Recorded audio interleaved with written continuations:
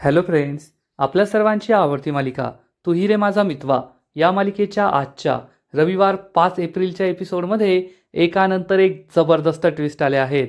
आणि सगळ्यात मोठा ट्विस्ट म्हणजे मामी ही चक्क धुमाळला भेटायला गेली आहे श्रीकांत धुमाळला. आणि मामीने श्रीकांत धुमाळकडे निगेटिव्स मागितले आहेत. म्हणजे रमाकांत आणि ईश्वरीची आई सुप्रिया यांचे जे फोटोज होते त्याचे निगेटिव्ह, त्याचे ओरिजिनल्स. परंतु श्रीकांत धुमाळने हे निगेटिव्ह देण्यास नकार दिलाय.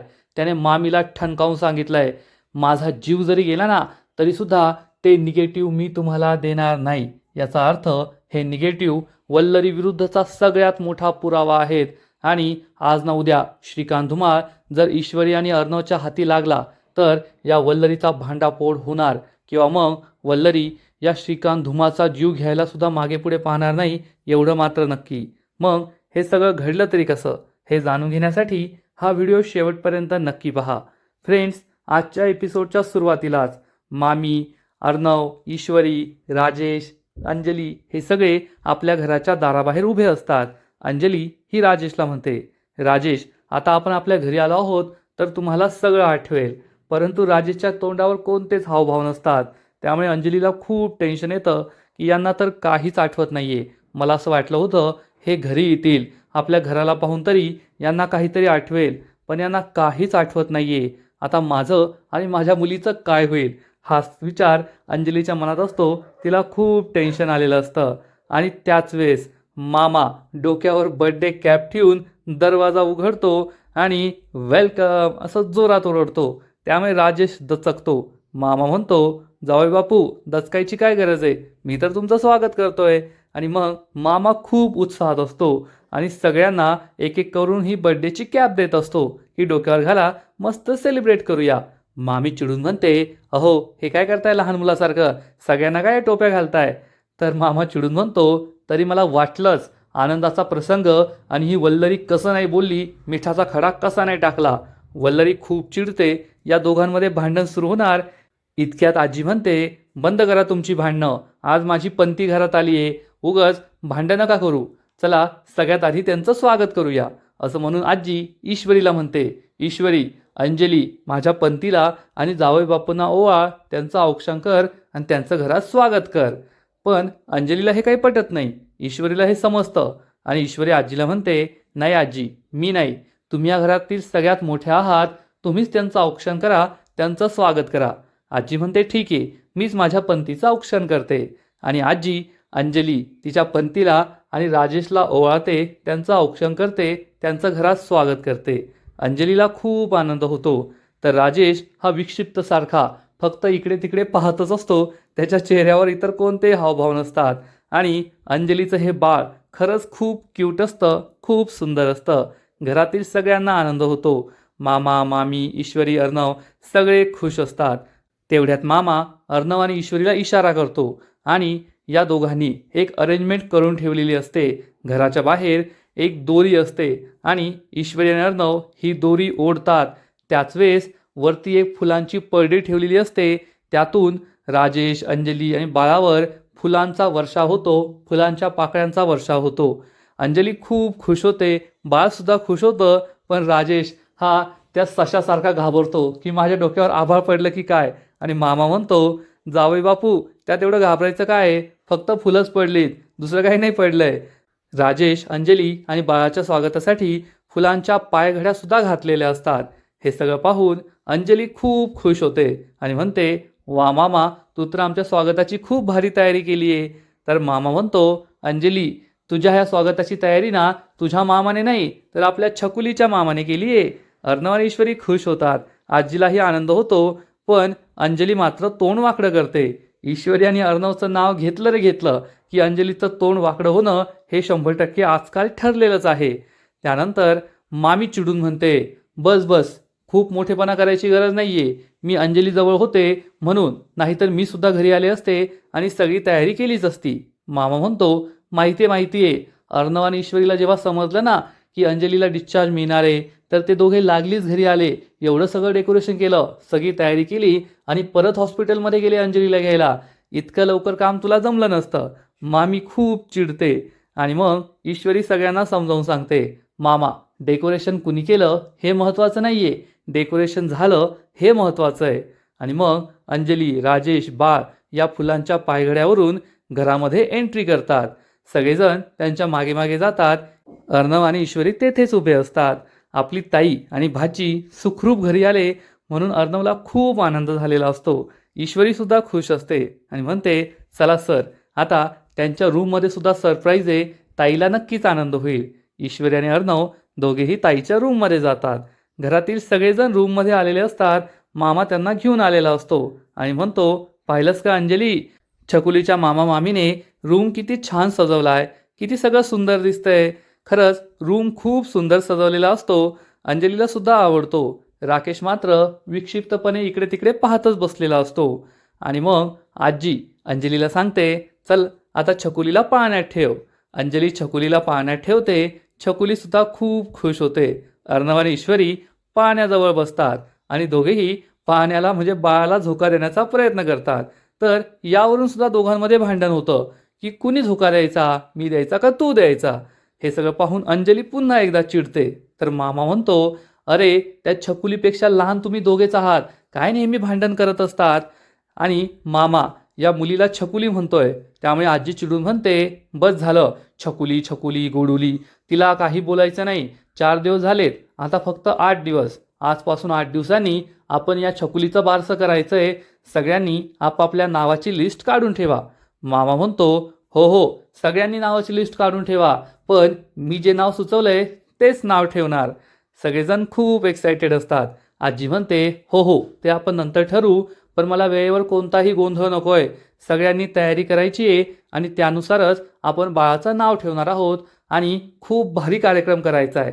सगळ्यांना आनंद होतो. राजेश हा मागे कोपऱ्यात उभा असतो. अंजली त्याला पाहते आणि म्हणते, अहो तुम्ही तिथे काय करताय, या ना पुढे, आपलंच बाळ आहे, हा आपलाच रूम आहे. तर राजेश म्हणतो, नाही नाही, मला आहे ना कोणत्याही गोष्टीसाठी फोर्स करू नका, मी जेथे आहे तेथे योग्य आहे. अंजलीला खूप वाईट वाटतं. अर्णव आणि ईश्वरी बाळाशी खेळत असतात आणि ईश्वरी ही राजेशला म्हणते, जिजू असं काय करताय, तुमचाच रूम आहे, या ना पुढे. तर अंजली चिडून म्हणते, त्यांनी एकदा सांगितलंय ना, कुणी त्यांना फोर्स करायचं नाही, काही बोलायचं नाही, मग कुणी त्यांना काही बोलू नका. त्यामुळे ईश्वरी गप्प बसते आणि राजेश त्याची ॲक्टिंग सुरूच ठेवतो आणि म्हणतो, तुम्ही तुमचं चालू द्या, मला थोडं बाहेर निवांत बसायचं आहे. असं म्हणून राजेश हा बाहेर निघून जातो. अंजलीला कळतच नाही की जुना राजेश कसा परत आणायचा, याची स्मरणशक्ती कशी परत आणायची. आणि अर्णव, ईश्वरी हे दोघे बाळाजवळ असतात, पाळण्याजवळ असतात. मामा खाली वागतो आणि अर्णवला विचारतो, काय वाटतंय तुम्हाला, हा राजेश ॲक्टिंग करतोय की खरंच तो डोक्यावर पडलाय. अर्णवला काही कळत नाही. अर्णव एक्सप्रेशन देतो की काय माहीत काय झालंय त्याला. ईश्वरीसुद्धा माहीत नसतं की याची खरंच ॲक्टिंग सुरू आहे की खरंच हा वेडा झालाय. अर्णव मात्र आपल्या भाचीबरोबर खेळण्यात दंग असतो, खूप खुश असतो. अर्णव आणि ईश्वरी हे दोघेही रूम बाहेर निघून जातात आणि मग मामी आणि मामाच तेथे थांबतात. थोड्या वेळानंतर अंजलीजवळ आजी आणि मामी असतात आणि आजी अर्णव आणि ईश्वरीचं खूप कौतुक करते. वाह, खरंच आज चिंटू आणि ईश्वरीने किती छान तयारी केली आहे. घरसुद्धा छान सजवलं होतं, स्वागतही छान केलं आणि बाळाची रूमसुद्धा किती छान सजवली आहे. अंजलीचा खूप जळफळाट होतो. अंजली चिडून म्हणते, बस ना आजी. आजी विचारते, काय झालं. तर अंजली म्हणते, किती कौतुक करशील त्यांचं. आजी म्हणते, का नाही करायचं, ज्यांनी चांगलं काम केलंय ना त्याचं कौतुक करायलाच हवं. चिंटू ईश्वरीने चांगलं काम केलंय, मग त्यांचं कौतुक केलं तर काय बिघडतं. मामी म्हणते, हो ना, त्यांनी फक्त त्यांची जबाबदारी पार पाडली आहे, काय खूप मोठा तीर नाही मारलाय. आणि दुसरं कुणी असतं तर त्याने सुद्धा हे केलंच असतं. आजी चिडून म्हणते, वल्लरी बस झालं, उगाच अंजलीचे कान भरण्याचे काम करू नको. त्यामुळे मामीची बोलतीच बंद होते. मामीला काहीतरी आठवतं आणि मामी आजीला विचारते, हा मला एक तुम्हाला विचारायचं होतं आई, आकाश तर तुमच्या बरोबरच होता ना, मग तो कुठे गेलाय. आजी सांगते, अगं तो मला सोडायला घरी आला होता, मला सोडलं आणि तो नम्रताला भेटायला गेलाय. हे ऐकून मामीला खूप राग येतो. मामी मनात विचार करते, आधी ती ईश्वरी आणि आता ही नम्रता, माझा एवढा राजबिंडा मुलगा त्या भिकारड्या नम्रताच्या नादी लागलाय, त्याला तिच्यापासून कसं सोडवायचं हेच कळत नाहीये, असा विचार मामी करत असते. आणि आजी ही अंजलीला समजावून सांगते, अंजली, आता कसलाही विचार करायचा नाही, टेन्शन घ्यायचं नाही. आता तुम्ही सुखरूप घरी आले आहात ना, आता फक्त तुझ्या बाळाची काळजी घे. पण अंजलीचं तोंड पडलेलंच असतं. तिला बाळापेक्षा त्या राजेशची जास्त काळजी वाटत असते. आणि इकडे आकाश नम्रताच्या घरी पोहोचतो आणि सुप्रियाला आवाज देतो. सुप्रिया विचारते, अरे आकाश, तुम्ही येथे, तुम्ही अचानक इतक्या रात्री कसे आलात? आकाश म्हणतो, मला नम्रताला भेटायचंय. कुठे आहे ती? तर सुप्रिया सांगते, हो ना, ती क्लाउड किचनमध्ये आल्यापासून खूप टेन्शनमध्ये आहे. कोणाशी काही बोलली नाहीये, सांगितलं नाहीये, खूप चिडचिड करतीये. आकाश म्हणतो, मला तिला भेटायचंय. आणि त्याच वेळेस नम्रता तेथे येते. सुप्रिया आणि आकाश तिच्याकडे पाहतात. आकाश म्हणतो, नम्रता, मला तुझ्याशी बोलायचंय. तर नम्रता चिडून म्हणते, पण मला तुमच्याशी नाही बोलायचंय, तुमचं काही ऐकून घ्यायचं नाहीये. सुप्रियाला समजतं या दोघांमध्ये कडाक्याचं भांडण झालंय. सुप्रिया म्हणते, मला तुमच्या भांडणात पडायचं नाहीये, तुम्ही तुमची भांडणं मिटवा. असं म्हणून सुप्रिया तेथून निघून जाते. आणि आकाश हा नम्रताजवळ येतो. नम्रताला समजवण्याचा प्रयत्न करतो. नम्रता, मी तुला एवढे फोन केले, पण तू माझा एकही फोन का नाही उचलला? मी तुला सगळं एक्सप्लेन करतो, मी का नाही आलो, हे सगळं का झालं? नम्रता चिडून म्हणते, सर, असं काय झालं होतं की तुम्हाला 5 मिनिटं येता नाही आलं? आणि मी तुम्हाला म्हणाले होते, तुम्हाला यायला जमत नसेल तर तुम्ही माझ्याकडे डॉक्युमेंट द्या, माझ्याकडे फाईल द्या. पण तुम्ही तेही ऐकलं नाही, फाईलही पाठवले नाही, स्वतःही आल्या नाही. तुम्ही असं का केलं? मला आता तुमचं काहीच ऐकून घ्यायचं नाहीये. पण आकाश हा शांतपणे नम्रताला समजवण्याचा प्रयत्न करत असतो. नम्रता, प्लीज माझं ऐकून घे, चिडू नकोस. जे काही झालं त्यात माझी चूक नाहीये. हॉस्पिटलमध्ये अशी इमर्जन्सी आली होती की मला तेथे थांबावं लागलं, नाही येता आलं. परंतु नम्रता त्याचं काहीच ऐकून घेत नाही आणि म्हणते, सर, बस झालं. तुम्ही मला भेटायला येऊ शकत होता. तुम्ही तेथे वेळेवर आला असता तर सगळं काही घडलं असतं. तुम्हाला माहिती आहे का, ती माणसं मला किती वाईट बोलली, माझा किती अपमान केला आणि तेथून निघून गेली. मला लायसन्ससुद्धा मिळालं नाही आणि माझा अपमानसुद्धा झाला. या सगळ्याला फक्त तुम्ही जबाबदार आहात. मला तुमच्याशी काही बोलायचं नाहीये. आकाश म्हणतो, नम्रता, तू आधी माझं ऐकून घेतलं ना तर तू मला नक्की माफ करशील. चल बाहेर, आपण बाहेर जाऊन बोलूया. नम्रता म्हणते, नाही सर, मला बाहेर नाही यायचंय. पण आकाश हा जबरदस्तीने तिला घराबाहेर घेऊन जातो. आणि इकडे राजेश हॉलमध्ये बसलेला असतो. तेवढ्यात मामी त्याच्यासाठी गरमागरम चहा घेऊन येते आणि त्याला चहा प्यायला देते. तर राजेश तिला चक्क थँक्यू मावशी असं म्हणतो. वल्लरी विचारते, मावशी? तर राजेश म्हणतो, सॉरी, पण तुम्ही या घरात घरकाम करायलाच येतात ना, मग घरकाम करणाऱ्या बाईला तर मावशीच म्हणायचं असतं ना. हे ऐकून वल्लरीची तळपायची आग मस्तकात जाते. वल्लरी खूप चिडते. ईश्वरी हे सगळं आपल्या बाल्कनीमधून पाहत असते आणि वल्लरी ही राजेशला ठणकावून सांगते, ए, जास्त नाटकं करू नको, मला सगळं माहिती आहे, तू सगळी नाटकं करतोयस. स्मरणशक्ती गेली आहे, ॲक्सिडेंट झाला आहे आणि मी ऐकून घेते म्हणून वाटेल ते बोलायचं नाही बरं का. हे सगळं ईश्वरी ऐकत असते आणि मामी राजेशशी असं बोलतीये हे पाहून ईश्वरीला आश्चर्यच वाटतं. राजेश म्हणतो, सॉरी मॅडम. आणि तो चक्क वल्लरीसमोर हात जोडतो आणि म्हणतो, तुम्ही या घरात कोण आहात ते मला माहिती नाहीये. तुम्ही तेथे त्या बाळाजवळ सुद्धा होत्या आणि घरी सुद्धा काम करताय, म्हणून मला असं वाटलं तुम्ही या घरच्या मावशी आहात, म्हणून मी असं म्हटलं. माझं काही चुकलं असेल ना तर मला माफ करा. तेव्हा मामी चिडून म्हणते, हो, तुझं चुकलंय आणि मला आता असं बोलायचं नाही. मी या घरची मालकीने, समजलं का? या घरची मोलकरीण नाहीये, माझ्याशी नीट बोलायचं. राजेश चांगलाच घाबरतो. ईश्वरी हे सगळं पाहत असते आणि विचार करते, मामी चक्क राजेशशी असं का बोलताय? याआधी तर कधी त्यांना असं बोलताना नाही पाहिलं. म्हणजे मामीला सुद्धा या राजेशचं सत्य माहीत आहे की काय? असा विचार ईश्वरीच्या मनात येतो. आणि त्याच वेळेस वल्लरीला श्रीकांत धुमाळचा कॉल येतो. पत्रकार श्रीकांत धुमाळ. आणि वल्लरी विचार करते, याच्याशी तर मला महत्त्वाचं बोलायचंय. आणि ती राजेशला म्हणते, ढोसा चहा, आणि ती तेथून निघून जाते. ईश्वरी ही जिन्यावरून खाली उतरते. राजेशला समजतं की ईश्वरी जिन्यावरून खाली उतरतीये आणि ईश्वरी तेथून राजेशशी न बोलता जात असते. तर राजेश तिला थांबवतो आणि म्हणतो, थांबा मॅडम. तो उभा राहतो आणि विचारतो, तुम्ही ईश्वरी मॅडम आहात ना? ईश्वरी म्हणते, हो. तर राजेश म्हणतो, माझी एक मदत कराल का? मला डॉक्टरांनी ना वेळेवर औषधं घ्यायला सांगितले आहेत. त्या आतमध्ये रूममध्ये माझी फाईल आहे, त्या फाईलमध्ये प्रिस्क्रिप्शन आहे. तुम्ही तेवढं प्रिस्क्रिप्शन मला काढून देता का?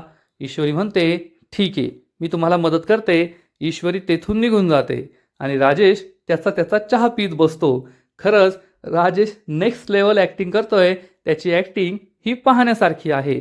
आणि इकडे मामी ही घराबाहेर येते आणि श्रीकांत धुमाळला कॉल लावते. श्रीकांत धुमाळ म्हणतो, मी तुम्हाला स्वतःहून कॉल नाही केलाय. काल तुम्ही कॉल केला होता, पण मी नाही उचलला, म्हणून मी आता तुम्हाला कॉल करतोय. काही काम होतं का? मामी सांगते, हो श्रीकांत धुमाळ, तुमच्याकडे खूप महत्त्वाचं काम आहे आणि मला तुम्हाला लवकरात लवकर भेटायचं आहे. मी सांगेल त्या वेळेवर त्या ठिकाणावर मला येऊन भेटायचं. श्रीकांत धुमाळ चिडून म्हणतो, नाही भेटणार, कारण माझा आता तुमच्यावर काडीचाही विश्वास राहिलेला नाहीये.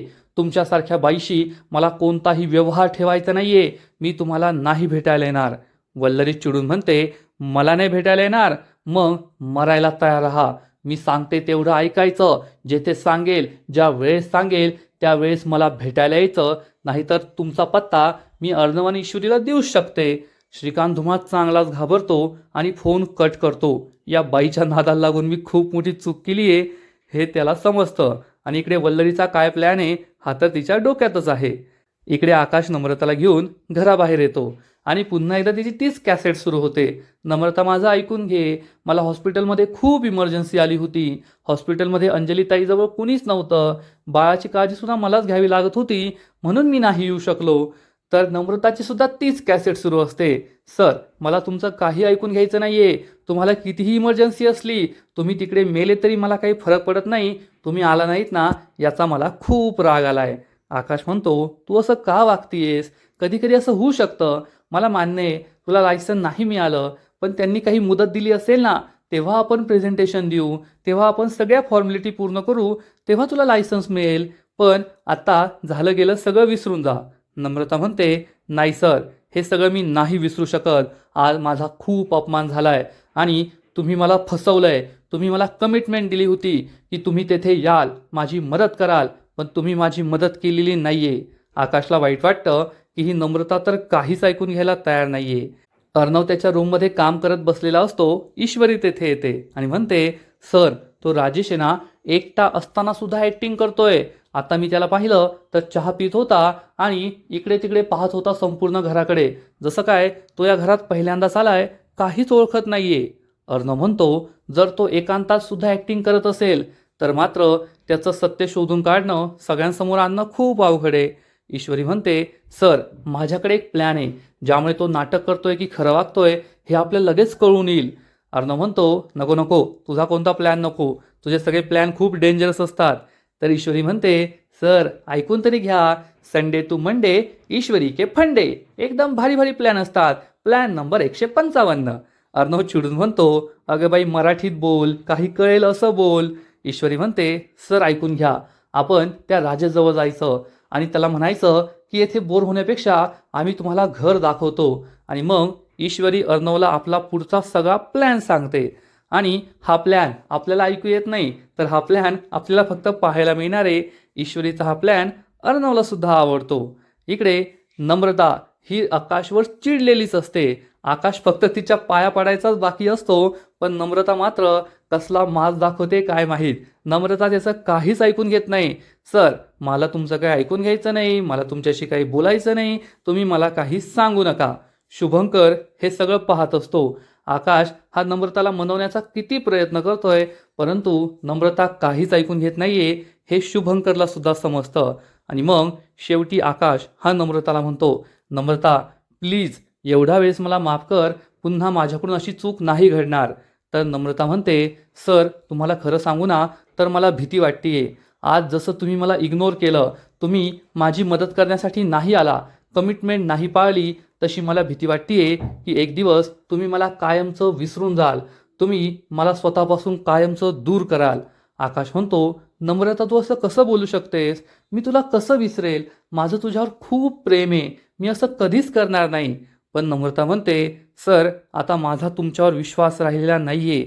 असं म्हणून नम्रता तेथून निघून जाते. आकाशला खूप वाईट वाटतं की आज मी कमिटमेंट नाही पाळली, त्यामुळे नम्रता माझ्यावर एवढी चिडली आहे, सगळंच बिघडलंय. पण शुभंकरने सगळं ऐकलेलं असतं. आता तर असं वाटतंय की शुभंकरच या दोघांमध्ये तिसरा बनून येतोय. आकाश आणि नम्रताच्या नात्यामध्ये मोठी फूट पडणार आहे. आकाश आणि नम्रताचं काय होईल ते माहीत नाही, पण इकडे अर्णव आणि ईश्वरी हे दोघे राजेशजवळ येतात आणि अर्णव राजेशला म्हणतो, चला माझ्याबरोबर, येथे बोर होण्यापेक्षा मी तुम्हाला घर दाखवतो. तर राजेश म्हणतो, अर्णव साहेब, आता तुमची इच्छा, तुम्हाला मला घर दाखवायचं असेल तर दाखवू शकता. तसं मला काही इंटरेस्ट नाही आहे. तसंही एवढं मोठं घर हे माझ्या अंगावर आलं आहे. तुमची इच्छा असेल तर तुम्ही दाखवू शकता. अर्णव म्हणतो, घाबरायची काही गरज नाही आहे. हे सुद्धा तुमचंच घर आहे. चला मी तुम्हाला हे घर दाखवतो. तर ईश्वरी म्हणते, तुम्हाला आठवतंय का जिजू, एक दिवस हॉलमध्ये तुम्ही येथे पडला होता, तुमच्या डोक्याला लागलं होतं. पण राजेशला मला काही आठवत नाही आहे, मी तो नव्हेच अशी ॲक्टिंग करत असतो. ईश्वरी त्याला आठवण करून देत असते जेव्हा राजेशने ईश्वरीवर जबरदस्ती करण्याचा प्रयत्न केला होता आणि अर्णवने घरी पोहोचून त्याची बेदम धुलाई केली होती. त्याच्या डोक्यात फ्लॉवर पॉट घालणार होता. पण राजेश मात्र मला काही आठवत नाही, तो मी नव्हेच असा अभिनय सुरूच ठेवतो. मला काही आठवत नाही असं तो दाखवून देत असतो. ईश्वरी आणि अर्णवचं त्याच्याकडे बारीक लक्ष असतं की याचा हा अभिनय खरा आहे की खोटा आहे, हे ते पडताळण्याचा प्रयत्न करत असतात. आणि आजचा एपिसोड येथेच संपतो. फ्रेंड्स, तू ही रे माझा मितवा या मालिकेचा आजचा एपिसोड खरंच खूप भारी होता, खूप इंटरेस्टिंग होता. राजेशची ॲक्टिंग सुरू आहे. राजेश हा दाखवण्याचा प्रयत्न करतोय की त्याची स्मरणशक्ती खरोखर गेली आहे. आणि ईश्वरी आणि अर्णवचे सुद्धा प्रयत्न सुरू आहेत की हा खरं बोलतोय की हा अभिनय करतोय हे शोधून काढायचं. मग आता कोण जिंकणार हे पाहणं खूप इंटरेस्टिंग असणार आहे. आजचा एपिसोड तर भारी होता, पण या मालिकेचा पुढील एपिसोड आणखीन भारी असणार आहे, आणखीन मोठा ट्विस्ट येणार आहे. मग नेमकं घडणार तरी काय? तर फ्रेंड्स, तू ही रे माझा मितवा या मालिकेच्या पुढील एपिसोडमध्ये आपण पाहू, वल्लरी ही श्रीकांत धुमाळला भेटायला बोलवणार आणि मग ती श्रीकांत धुमाळला म्हणेल की मला रमाकांत आणि सुप्रिया या दोघांच्या फोटोंचे निगेटिव्हज हवे आहेत, ओरिजिनल्स हवे आहेत. आणि श्रीकांत धुमाळ खूप चिडेल, चक्क वल्लरीवर ओरडणार आणि म्हणणार, नाही मिळणार, कारण ते निगेटिव्हज माझी लाईफलाईन आहे. जोपर्यंत ते निगेटिव्ह माझ्याकडे आहेत ना, तोपर्यंतच मी जिवंत आहे. नाहीतर तुमच्यासारखी बाई केव्हाच मला ढगात पोहोचवेल. माझा जीव जरी गेला ना, तरी ते निगेटिव्हज मी तुम्हाला देणार नाही, हे लक्षात ठेवा. आणि श्रीकांत धुमाळचा हा रुद्रावतार पाहून मामी चांगलीच घाबरणार. मग या निगेटिव्हचं प्रकरण तरी काय आहे? या निगेटिव्हमध्ये मामीचा तर एखादा फोटो नाही आहे ना, म्हणजे हा खूप मोठा पुरावा श्रीकांत धुमाळकडे असू शकतो. आणि आज ना उद्या जेव्हा श्रीकांत धुमाळ ईश्वरी आणि अर्णवच्या हाती लागेल, तेव्हा मामीचा अवतार संपणार, एवढं मात्र नक्की. आजच्या एपिसोडमध्ये तर श्रीकांत धुमाळ आणि मामी हे दोघे मेन हिरो हिरोईन आहेत. त्यांचं सत्य पाहणं खूप इंटरेस्टिंग असणार आहे. आणि मग इकडे अर्णव आणि ईश्वरीचा प्लॅन सुरू असेल. अर्णव आणि ईश्वरी हे दोघे मिळून राजेशला घर दाखवत असतील. ईश्वरी ही हॉलमध्येच थांबलेली असेल आणि अर्णव हा राजेशला घेऊन आपल्या बेडरूममध्ये येणार.